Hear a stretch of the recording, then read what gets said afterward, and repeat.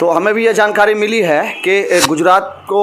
Home ministry से ये authorise किया गया है कि वहाँ जो लोग रिफ्यूजी हैं, जो पाकिस्तान, बांग्लादेश, अफ़गानिस्तान इन देशों से आए हुए हैं और जिनके बारे में ये कहा जाता कि वो वहाँ उनको प्रताड़ना किया जाता जिसकी वजह से वो यहाँ है, तो उनको सिटीजनशिप का सर्टिफिकेट दिया जाए कलेक्टर के द्वारा। मेरा ये कहना है कि आखिर ये सिटीजनशिप अमेंडमेंट एक्ट को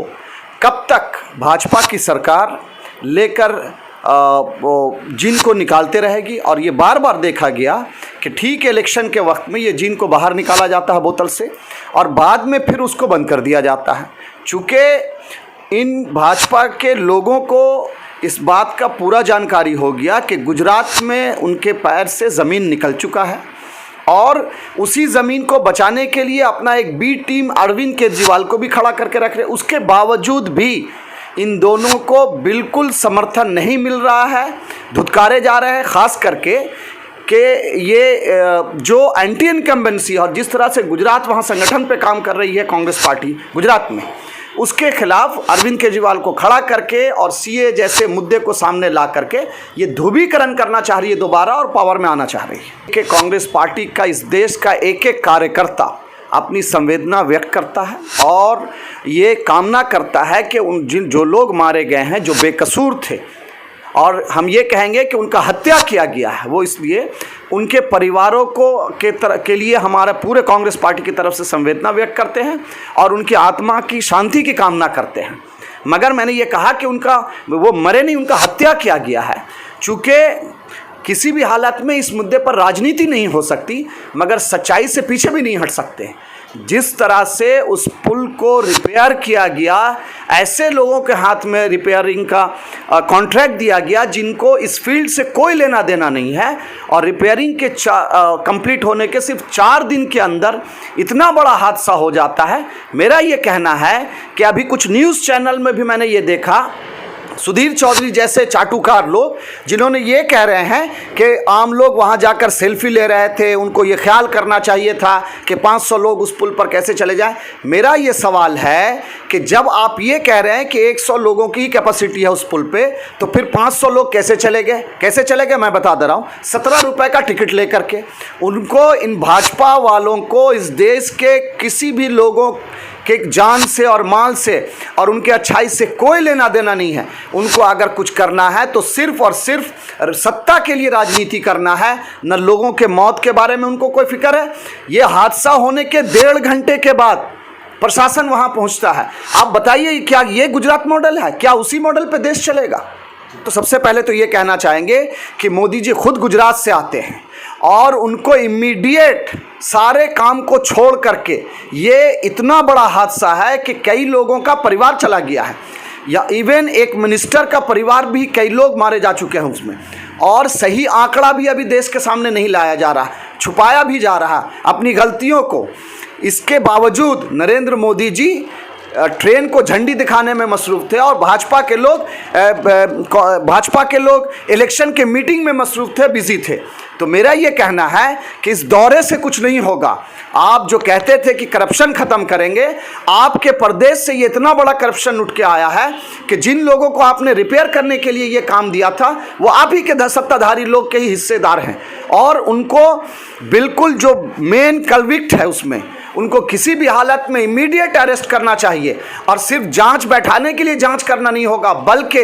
कोर्ट के निगरानी में सीबीआई का जांच होकर उन लोगों को फांसी के अलावा दूसरा कोई सज़ा नहीं होना चाहिए। देखिए भाई, ये भाजपा पूरा जो तंत्र है और पूरी जो सरकार चल रही, चाहे गुजरात में या दूसरे प्रदेश में या पूरे देश में, ये इवेंट मैनेजमेंट कर रहे हैं। इनको ना आम लोगों से कोई मतलब था ना है। अगर इनको मतलब है तो कुछ पूंजीवाद लोगों से और उनका भला करने के लिए ये सारा काम करते हैं। आपने देखा होगा, मैं अभी सोशल मीडिया पे देख रहा था कि नरेंद्र मोदी जी घायलों को देखने जा रहे हैं और अस्पताल का इतना बुरा स्थिति है, उस अस्पताल को जल्दी जल्दी रंग रोगन करके, टाइल्स मार्बल लगा के,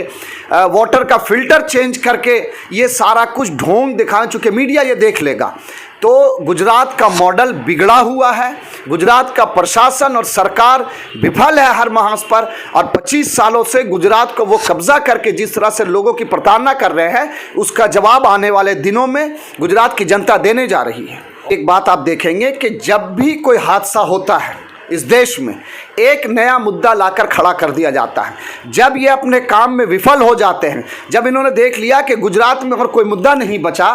और उस पर से ये एक हादसा हो गया, उसको मेलामाइन करने के लिए, उसको छुपाने के लिए और उस कमज़ोरी से बचने के लिए अब एक नया मुद्दा सोसा ला करके छोड़ दिए हैं। लेकिन गुजरात की जनता समझदार है। हम पूरा विश्वास से कह सकते हैं कि भाजपा को और अरविंद केजरीवाल को, जो मुखौटा पहन करके हैं, जो पीछे से आरएसएस का बड़ा एक काम करने के लिए और आरएसएस के साथ मिल करके इस देश को बर्बाद करने के लिए जिस तरह से अरविंद केजरीवाल बीजेपी का बी टीम बन करके गुजरात में चुनाव लड़ने जा रही है, ज़मीन पे कुछ नहीं है, कैंडिडेट मिलना उनको मुश्किल है। एक कार्यकर्ता उन्हें सब पेड वर्कर वो लोग काम कर रहे हैं, उससे कोई फर्क पड़ने वाला नहीं है। बीजेपी ने यह तय किया कि किसी तरह कांग्रेस का वोट काटा जाए, मगर मैं विश्वास से कह सकता हूं कि कांग्रेस पार्टी इस बार बहुत मजबूती के साथ और समझदारी के साथ लड़ रही है और आने वाले दिनों में कांग्रेस के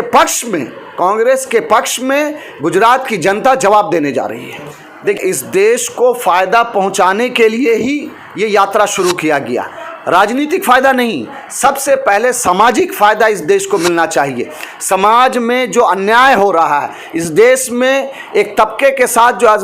ये हो रहा है, महिलाओं के साथ, दलितों के साथ, माइनॉरिटीज़ के साथ जो अन्याय हो रहा है और जिस तरह से एक लाइन खड़ा किया जा रहा है, उसके लिए ये लड़ाई राहुल जी ने शुरू किया है। और आपने देखा होगा कि इस लड़ाई में ऐसा भी दिन गुजरा है कि 5-5 लाख लोग राहुल गांधी के कांधे से कांधा मिलाकर चल रहे हैं। रही कांग्रेस पार्टी के ऑर्गेनाइजेशन का फ़ायदा के बारे में, तो एक बात समझ लीजिए, कांग्रेस पार्टी कभी कमज़ोर नहीं हुई थी। इनके दुष्प्रचार में हम फंस गए थे और इनके ही दुष्प्रचार में भाजपा के IT सेल और मीडिया के जो लोग, गोदी मीडिया लोग जिस तरह से कांग्रेस का दुष्प्रचार कर रहे थे, लेकिन सारा हकीकत सामने खुल के आ रहा है। और ये भी खुल के आ रहा है कि राहुल गांधी जिस तरह से लीडरशिप दे रहे हैं और जिस तरह से 25-25 किलोमीटर पैदल चल करके प्रेस कॉन्फ्रेंसेस कर रहे हैं, मीटिंग कर रहे हैं, लोगों से मिल रहे हैं, उनका दुख और दर्द समझ रहे हैं, इससे ये साबित हो रहा है कि कांग्रेस पार्टी के प्रति इस देश के लोगों का प्यार अभी तक जागा हुआ है और बढ़ रहा है। इसी के खिलाफ तो ये भारत जोड़ो यात्रा है। मीडिया जो डेमोक्रेसी का चौथा स्तंभ है, उसको गिरा देने का, तोड़ देने का जो षड्यंत्र रचा जा रहा है, इसी के खिलाफ ये भारत जोड़ो यात्रा है। और 3 तारीख को जब हमारी दिल्ली में जब राहुल जी का मीटिंग था, सभा था, उस सभा में राहुल गांधी ने ये साफ कह दिया था कि यहाँ सैकड़ों ऐसे मीडिया हैं जो इस खबर को और मेरी बात को देश के लोगों तक नहीं पहुँचा सकते। इसी वजह से इन्हीं बातों को सामने रख करके अब देश के लोगों से डायरेक्ट हमको जुड़ना है। और मीडिया के कुछ लोग जो सच्चाई दिखा रहे हैं, जो देश की आवाज़ को बुलंद कर रहे हैं, उनके साथ जो इस देश में जुल्म हो रहा है, पूरी दुनिया देख रही है और पूरी दुनिया में शर्मसार हो रहा है। और बार बार पूरी दुनिया से ये बात उठ के आता है कि हिंदुस्तान जैसे एक सबसे बड़ा डेमोक्रेटिक देश, जिसमें 70 साल तक ये डेमोक्रेसी खूबसूरती से चल रहा था, वहाँ अब मीडिया के साथ जो जुल्म हो रहा है और उनके साथ जो ज़्यादती हो रही है, इसके खिलाफ अब बाहर में भी लोग बोलना शुरू कर दिए हैं। और सोशल मीडिया की जहाँ तक बात है, तो जिनको वो डायरेक्ट नहीं दबा पा रहे हैं, उनको दूसरे तरह से दबाने की कोशिश हो रही है। मगर मेरा ये कहना है कि आप कितना भी दबा लो, सच्चाई एक न एक दिन उभर के आ रहा है और वही सच्चाई भारत जोड़ो यात्रा से निकल के आ रहा है। देखिए, मेजॉरिटी होना अलग चीज़ है, देश चलाना अलग चीज़ है। बात साफ साफ है कि 2014 में से पहले जिस तरह से कांग्रेस पार्टी के खिलाफ गलत बयानी और झूठा प्रचार करके सत्ता पे काबिज हुए और जिन जिन बातों का उन्होंने वादा किया, चाहे वो काला धन का बात हो, रोज़गार की बात हो, महंगाई की बात हो, लोगों के साथ अन्याय की बात हो, हर बात पर वो विफल हैं, हर मुहाज पर वो नाकाम हैं। और इन नाकामयाबियों को छुपाने के लिए, मुद्दे को भटकाने का जो उनके पास इवेंट मैनेजमेंट है, अब वो भी काम नहीं कर पा रहा है उनका। कांग्रेस को बाद में नुकसान हो रहा है, मगर इस देश को पहले नुकसान हो रहा है। आपने देखा होगा कि इसी बंगाल के सरजमीन पर दो डेमोक्रेटिक पार्टी जो सेकुलरिज्म में विश्वास करती है, चाहे वो सीपीएम हो, कांग्रेस है, ममता बनर्जी ने एनआरसी के नाम पर, सीए के नाम पर, एनपीआर के नाम पर बंगाल के 3.5 करोड़ मुसलमानों को जिस तरह से भटकाया, और भटकाने के बाद नरेंद्र मोदी से साठगांठ करके नरेंद्र मोदी 2 से 77 सीट पर पहुंच जाते हैं, और कांग्रेस और सीपीएम जैसे पार्टी को जीरो करने में इन दोनों का मिलीभगत है। तो आप ये देख लीजिए कि इस प्रदेश में अब आम लोगों की आवाज़ बनने की ताकत वाले जो लोग हैं, जो लोग आम लोगों की आवाज़ बनने की ताकत रख रहे थे, वो आज भाजपा बन रहे हैं, और भाजपा का काम आम लोगों की आवाज़ को दबाना है। जबकि कांग्रेस पार्टी और लेफ्ट ने हमेशा आम लोगों की आवाज़ को उठाई, उनको ज़ीरो कर दिया गया, मगर उससे बहुत ज़्यादा फर्क नहीं पड़ता, नंबर्स मैटर नहीं करता। कांग्रेस पार्टी हमेशा आम लोगों के लिए लड़ा, आम लोगों की आवाज़ उठाया है। और इस बंगाल में, और आप दिल्ली चले आइए, अरविंद केजरीवाल, मैं एक इलेक्शन में था कि अरविंद केजरीवाल हमारे कांग्रेस पार्टी के कैंडिडेट के लिए मैं वहां काम कर रहा था, अरविंद केजरीवाल को अपार समर्थन दिल्ली के लोगों ने दिया। लेकिन जब देखा होगा आपने कि इसी दिल्ली के सरजमीन पर जब दंगा होता है तो अरविंद केजरीवाल के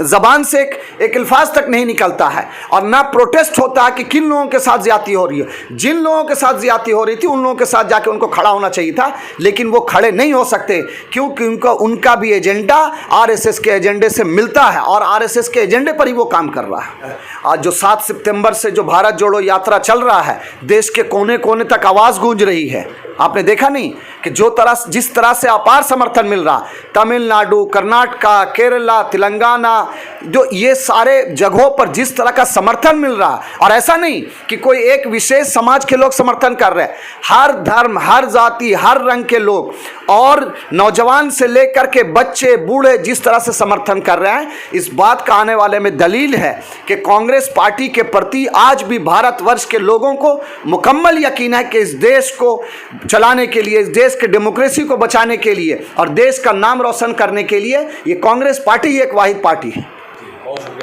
बहुत शुक्रिया शादाब साहब। ये थे शादाब सिद्दीकी साहब, और पूरे खुलकर अपनी बातें रख रहे थे। इन्होंने कहा कि अगर कांग्रेस नहीं है तो फिर ये देश को भी बचाना मुश्किल हो जाएगा। लेकिन बहुत शुक्रिया शादाब साहब हमारे साथ जुड़े रहने के लिए। दूसरे अपडेट के साथ फिर मिलेंगे, तब तक के लिए धन्यवाद।